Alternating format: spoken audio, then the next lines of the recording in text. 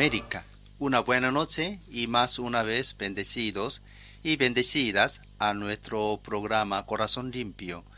Estamos encerrando más un año, por eso es un tiempo de balance para ver cómo fue este año y cómo queremos empezar el nuevo que ya viene.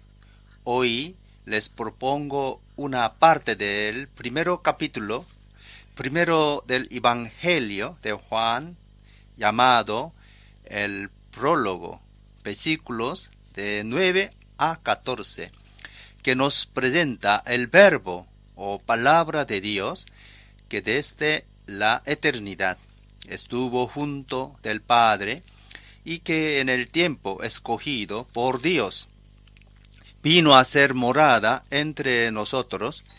Nada mejor para encerrar este año que termina y para comenzar el nuevo que viene. Por lo tanto, vamos a empezar. Este primero capítulo del Evangelio de Juan pone al centro la palabra, el verbo de Dios, desde siempre junto del Padre, creador con él. Clara alusión a Génesis capítulo 1, versículo 1, y que en la plenitud de los tiempos, Gálatas capítulo 4, versículo 4, ahora Juan mostró, se hizo carne y vino entre nosotros como luz para alumbrar a todos los hombres. Aunque muchos no la acogieron, pero a los que lo acogieron les dio la capacidad para ser hijos e hijas de Dios. Texto. Esa luz verdadera, la que alumbra a todo ser humano, venía a este mundo. Él, que era la luz, ya estaba en el mundo, y el mundo fue creado por medio de él, pero el mundo no lo conoció. Vino a lo que era suyo, pero los suyos no lo recibieron. Mas a cuantos los recibieron, a los que creen en su nombre, les dio el derecho de ser hijos de Dios. Estos no nacen de la sangre, ni por deseos naturales, ni por voluntad humana, sino que nacen de Dios. Y el Verbo se hizo hombre y habitó entre nosotros, y hemos contemplado su gloria, la gloria que corresponde al Hijo unigénito del Padre, lleno de gracia y de verdad. Comentario. El Evangelio de Juan es la más bella interpretación del evento Jesús. Por eso un autor antiguo, Eusebio, lo llamó del Evangelio espiritual. El prólogo que encontramos en el primero capítulo habla en forma poética de la obra de Jesús, el Verbo y persona divina, en el amplio horizonte de la salvación. Este capítulo es el resumen de todo el Evangelio de Juan, como si fuera el preludio a toda una obra musical. Juan presenta aquí el verbo, la palabra, como preexistente eternamente, íntimamente unida con el Padre. Este verbo es fuerza que crea, revela e ilumina al mundo, comunicándole la vida de Dios. Para el hombre de la Biblia, la palabra es la expresión más profunda e íntima de una persona, y el mismo Dios no sería tal si no comunicara su palabra desde el fondo de ser. El Antiguo Testamento ya se hablaba de la segunda persona de la Trinidad Santa. En Isaías, el Dios oculto está en el Señor. Isaías, capítulo 45, versículos 15. tu Dios y Salvador de Israel. Eres un Dios que se oculta. En Proverbios, la sabiduría de Dios aparece en el pronombre yo como una persona divina. Proverbios capítulo 8, versículo 12, en ahí, yo, la sabiduría, habito con la cordura y hallo la ciencia de los consejos. Capítulo 8, versículo 27. Cuando formaba los cielos, allí estaba yo. Cuando trazaba el círculo sobre la faz del abismo. Capítulo 8 y versículo 30. Con él, con Dios, estaba yo ordenándolo todo. En el Nuevo Testamento, Juan dice que el Verbo de Dios es Dios y es generado desde el seno de Dios Padre. Él es el rostro del Padre, la segunda persona de la Trinidad Santa, y los dos se aman y se comunican. Toda la creación es el fruto de este diálogo de amor entre el Padre y del Hijo. Por eso, nuestra vocación como humanidad, si es que queremos, nos realiza plenamente, es de vivir en perfecta unión de amor con el Padre a través del Hijo, el Verbo o su palabra, por la fuerza del Espíritu Santo. Necesitamos precisar que cuando Juan habla del Verbo, palabra, habla del mismo Jesús, palabra de Dios, que se comunicó en la persona del Hijo, mayúsculo Hijo, y después fue transmitida por la palabra de los apóstoles. Las palabras que Dios dijo a través de los profetas eran parciales porque solo Jesús es la palabra definitiva, la comunicación completa que Dios nos hizo a nosotros, los hombres. Hebreos capítulo 1, versículos 1 a 3. Entonces, la palabra se hizo hombre, vida y luz, pero no fue recibida, pero los creyentes verán su gloria. Podemos decir que el versículo que lo encierra todo en el versículo 14, que nos dice que habitó entre nosotros. Es la primera vez que se usa el término nosotros, y esto quiere decir que todos nosotros somos parte de este proyecto de Dios sobre la humanidad, es decir, su deseo de comunicarnos su palabra, que es en definitiva su amor. Nos vimos su gloria, la de Jesús, porque Él es la palabra que se nos manifestó. Porque a Dios nadie lo vio, pero el Hijo unigénito, que estaba desde el siempre con el Padre, se nos lo reveló. Juan capítulo 1, versículo 18. Por eso podemos ver su gloria. Es la gloria de segunda persona, Hijo de Dios, segunda persona divina de la Trinidad Santa. La primera carta de Juan, capítulo 1 y versículo 1, habla la misma cosa cuando dice que lo que era desde el principio, no solo tocamos, lo contemplamos. La palabra llave es hemos contemplado su gloria. Nos vimos Él, que desde el principio era Dios. Su vida y luz se mostraron para nosotros y es todo eso que vimos y contemplamos. Es la palabra única de Dios. No más los 10 mandamientos que Moisés recibió en el monte Sinai, sino la única palabra que nos comanda, el único mandamiento, el de amor. Porque Moisés nos dio la ley, pero Cristo Jesús, el Hijo, nos ha dado la gracia y la verdad. Juan capítulo 1, versículo 17. Moisés guía a los judíos fuera del reino de Faraón. Después Él nos dio la ley de vida y el tabernáculo, símbolo de Dios, que estaba en medio del pueblo. Solo el sumo sacerdote puede entrar en el lugar santísimo, solo él con sangre del cordero, por causa de la nube y del fuego, símbolo de la gloria de Dios. Si no, morirá cualquiera persona que entrará en ahí. Jesús es el Hijo de Dios. Hebreos capítulo 3, versículo 1 a 6 dice que Jesús es superior a Moisés, como Dios mismo. Moisés era siervo de Dios. Jesús es el Hijo de Dios. Jesús nos guía como en un nuevo éxodo para salir del pecado y para que tengamos comunión con Dios Padre por su gracia, misericordia y amor.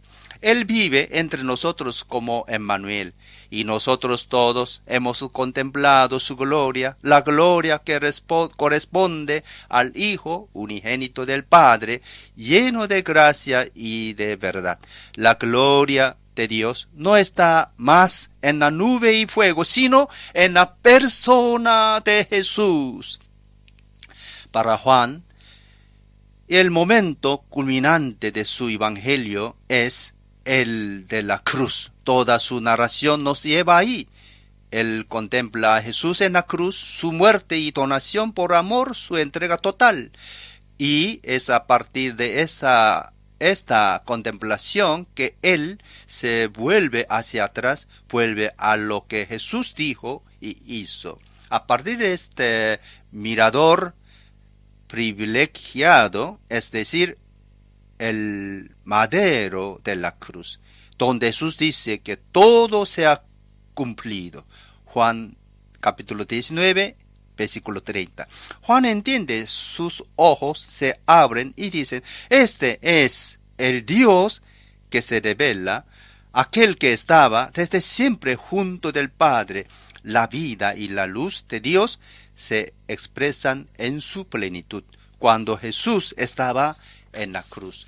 Esto vale también para nosotros, para penetrar en profundidad el misterio de Dios, un Dios que por amor se hizo hombre y se nos entregó totalmente. Necesitamos ponernos en contemplación de la cruz y preguntarnos, ¿qué significa eso para mí? Meditemos. Creo que todos escuchemos que la vida está en el origen de todas las cosas. Esta palabra vida, vida. Para nosotros, creyentes, significa el vivir divino. La llave de todo es la vida divina. Esta vida se comunicó a la humanidad como luz y gracia. La luz esclarece y orienta nuestra vida. La gracia nos recuerda la gratitud y es esa misma vida que nos es donada gratuitamente. Esta revelación y don ocurrió en la persona de Jesucristo, en su carne, cuando se hizo hombre. Por eso el Evangelio de Juan, hablando de la vida divina, nos revela el sentido de nuestra vida humana. Más concretamente, primero, la palabra creadora de Dios nos dice que la vida del ser humano se realiza plenamente en Jesús, vida eterna. Segundo, nada de lo creado existe fuera de él, como nos dice Juan capítulo 1, 3. Por lo tanto, todo lo que se pasa en mi vida, digo todo, también las cosas más tristes, difíciles, confusas, todas son parte de alguna manera de este proyecto que Dios tiene sobre la vida del mundo y en particular sobre mi vida, y pueden servir como instrumento para mejorar mi vida en Jesús. Nada escapa al proyecto de Dios. También los que en mi evaluación puede parecer inútil o pura pérdida. Mis amigos, este es un mensaje de grande esperanza. Nada está perdido en mi vida.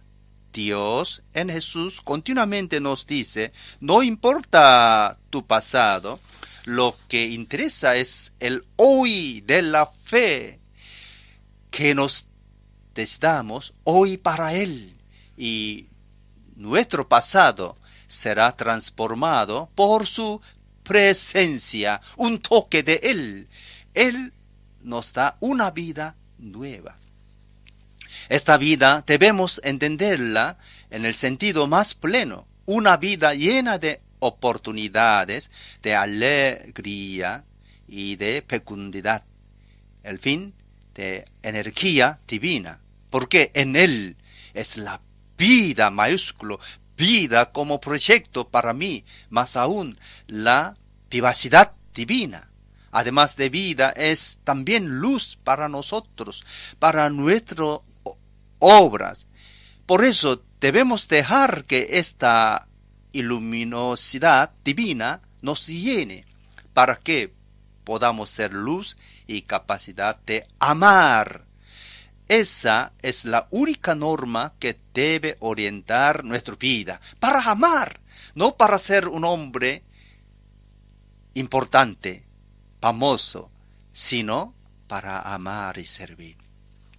En este mundo que muchas veces permanece frío, apático, que huele a muerte, porque es incapacidad de creer en valores espirituales que completan nuestra vida como seres humanos, somos llamados a ser luz y anunciar esa luz verdadera que alumbra a todo ser humano.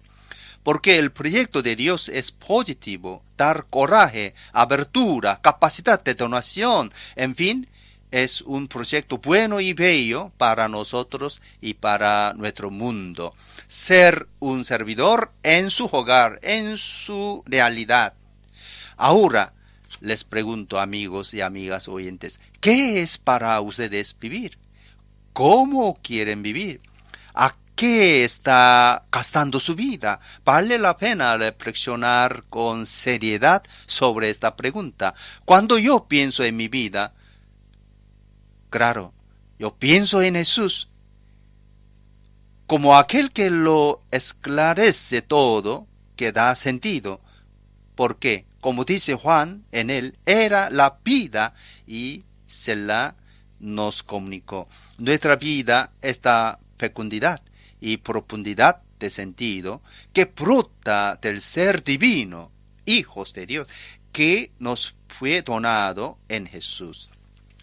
Jesús es aquel que apaga todas nuestras aspiraciones humanas, que da sentido a todo lo que somos y hacemos. Es la luz divina que ilumina todo ser humano que nace en este mundo, pese a que muchos quieren permanecer en las tinieblas del pecado, porque Él vino entre los suyos, pero no lo conocieron. Es decir, no quisieron creerle. ¿Por qué? Podríamos preguntarnos, muchos no quisieron o quizás no pudieron creerle. Es que el pecado hizo perder a la humanidad su capacidad de ver este plan amoroso que el Padre nos comunicó en el Hijo. De aquí la falta de fe, porque, como decía un famoso pensador cristiano, Søren Kierkegaard, el contrario del pecado no es la virtud, sino la fe, la capacidad de ver que Dios quiere el mejor para nosotros. Quiere nuestra felicidad. Como todos los padres humanos quieren lo mejor para sus hijos. Dios nos dio algo de incomparable. Juan, en el versículo 12, dice que a cuantos los recibieron, a los que creyeron en su nombre, les dio el derecho de ser hijos de Dios. Solo quieren recibir el verbo y cree en su persona divina, se torna hijo de Dios. Hijos que no nacieron de la sangre ni por deseos naturales, sino que nacen de Dios. Creo que valga la pena parar para reflexionar sobre este punto. Apóstol Pablo en la carta a los Gálatas capítulo 4, versículo 4 a 5 dice que cuando se cumplió el plazo, Dios envió su hijo nacido de una mujer, nacido bajo la ley, para que fuésemos adoptados como hijos. Juan, como vimos, dice que a cuantos creen en el Hijo les he dado el derecho de ser hijos de Dios. Pero esta filiación no viene de la carne. Eso quiere decir que Dios quiso nacer de carne y sangre, es decir, hacerse hombre para que nosotros renaciéramos por la fuerza divina, como nos recuerda siempre Juan en capítulo 3, versículos 6 a 7, cuando Jesús invita a Nicodemo a nacer de lo alto, porque lo que nace de la carne es carne, pero lo que es del espíritu es espíritu. Es claro que nosotros nacemos de carne y sangre por la vida que recibimos de nuestros padres, pero tenemos la posibilidad de renacer en el espíritu por el don que Dios nos otorgó en su Hijo. Esto por la fe. Creo que tenemos que alabar y glorificar constantemente a Dios por esta maravilla. Este don precioso, Dios quiso nos hacer partícipes de su vida divina y lo hizo de una manera extraordinaria. Se hizo hombre, compartió de nuestra condición de límite para que nosotros pudiésemos participar de la grandeza de su vida divina. En versículo 14, que como decíamos más arriba, es el centro y la síntesis de este texto, afirma con clareza que el Verbo se hizo carne, vino en la fragilidad e impotencia como toda criatura humana. Ese es el grande anuncio que debemos creer para ser salvos, como dice primero Juan capítulo 4 versículos 2 a 3. En esto pueden discernir quién tiene el Espíritu: todo aquel que reconoce que Jesucristo ha venido en cuerpo humano es de Dios. Quien no lo reconoce es del anticristo. Además de hacerse carne, el Verbo habitó entre nosotros. No solo habita entre nosotros, sino también en nosotros por el Espíritu Santo. Dios mora de manera estable con nosotros. Su presencia es en la vida del hombre y en la carne visible de Jesús, como afirma Juan capítulo 2, 29. Destruyan este templo sin presencia de Dios y lo levantaré de nuevo en 3 días. Jesús habló. Sus discípulos contemplaron en la fe el misterio de Jesús Verbo, es decir, la gloria que Él posee como unigénito del Padre. Jesús es la revelación de Dios, pero de manera escondida y humilde. En el Evangelio de Juan, la gloria es algo de interior que solo el hombre de fe puede entender.